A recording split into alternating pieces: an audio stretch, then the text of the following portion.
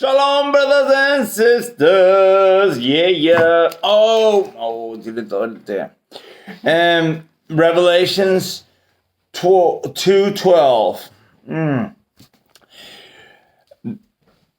And to the messenger of the assembly in Pergamos, write, he who has the sharp two-edged sword says this: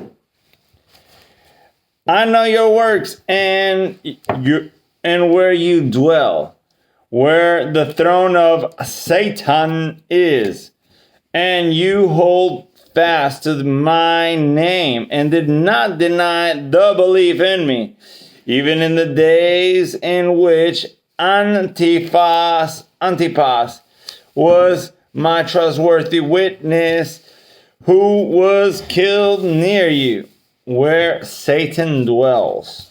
But I hold a little against you, because you have there those who adhere to the teachings of Balaam.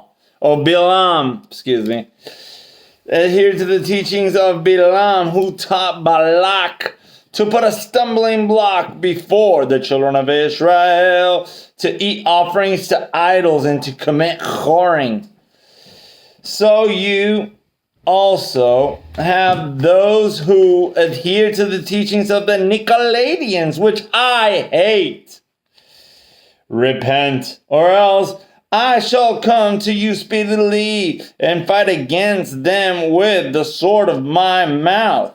He who has an ear, let him hear what the Ruach says to the assemblies. To him who overcomes, I shall give some of the hidden manna to eat, and I shall give him a white stone, and on the stone a renewed name, written which no one knows except him who receives it. Bam!